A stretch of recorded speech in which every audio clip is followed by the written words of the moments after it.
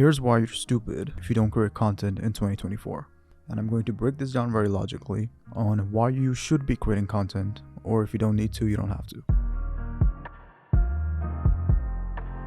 So if you're a business, and this is for any business, we specifically work with service-based B2C, but let's say you're a business and you're not creating content online. Knowing that most people online around the world are using social media, so I have the stat over here. It says over 4.74 billion people across the world use social media. In 2022, the number of social media users increased by 4.2%. Over 75% of the world's population aged 13 plus use social media.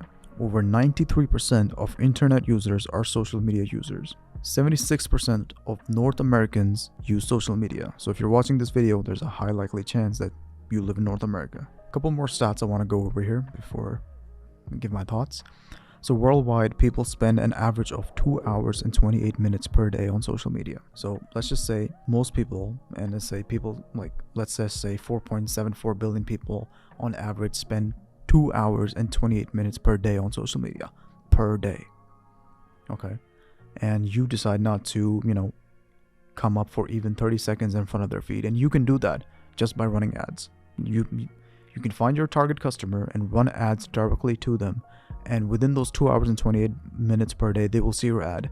Now, they might not respond, they might not act on it, but if you have a solid structured system installed within your profile, they're most likely to respond. They're most likely to react to your ad, respond to your ad, look at your ad, or just take any sort of action regarding your ad. Now, there's a lot of other stats we could go over, but just by looking at these few top ones, you should already get an idea of, A, why you should be on the platform, and B, just to get a clear image of where the market is headed in general. So let's say you're a law firm and you're advertising locally on the billboards. So I live in Houston, Texas, and just from the Houston airport to Houston downtown, you'll see over 50 law firm billboards. Well, 50 might be too much, but you see a lot of law firm billboards. And the only thing that was cool about them was how they were made, the imagery, and they'll have like cool catchphrases like "we serve justice" or something along the line. And as I was, driving past, I just came to the conclusion. I'm like, is this a battle for like who has the best catchphrase? Because clearly none of them are sticking out, because most of them have good imagery. They're all high quality images, all good catchphrases. So is it like who has the best catchphrase? Like, what are they initially trying to go on from here? And mind you, billboards aren't that cheap.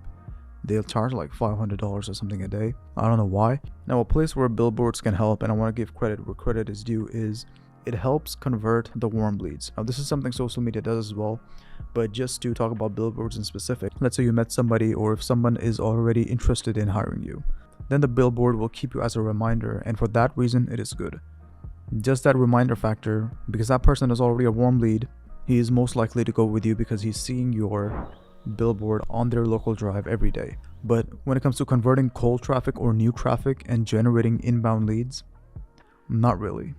So whenever you do local advertising like that, when you come to buying a poster or billboards, just ask yourself, what kind of results are you aiming for? Most of you guys want leads, signups, inviting traffic, getting that traffic, but billboards in general don't do a good job when it comes to the differentiating factor. So now that we've covered that part, now let's go on to social media and why you should be posting. So apart from the stats, we're going to talk about how it can benefit you. So let's say law firm page again, you can use social media as an opportunity to build a personalized brand. Like, this is where the competition, you actually have control over the competition. It's not about who has the best catchphrase or who has the best imagery.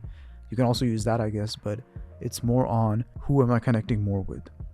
I like this person's message more. I like the content he creates. I like her approach more to certain aspects of life. For example, like you're posting stories of, as a law firm, as a lawyer, you're posting stories of, you hanging out with clients or something more personalized that people might like.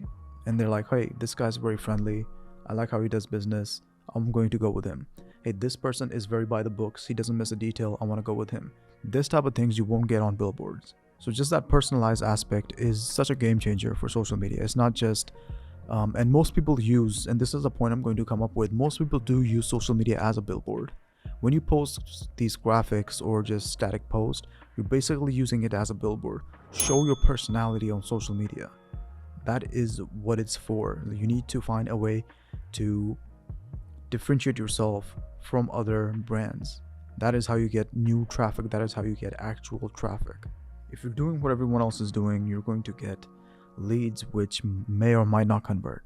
But if you're creating video content day in, day out, and talking about and giving value to people, talking about things that might be useful to an everyday person, things of that nature that can still definitely be relating to your brand, that is going to help you a lot more than some billboards. So really quickly wanted to make this video because if you find a way to differentiate yourself from the competition, which social media gives you a great access of and a lot of tools, then you're winning, because you don't have to worry about the competition. People just prefer to go with you because they like your message, they like what you're doing, they like your content. You've created this machine of a feed where you can grow your audience, you can track data, you can advertise on it, you can post every day and come in front of your followers' feed every single day. And I do think as time passes on, this is going to be more of a necessity than a decision.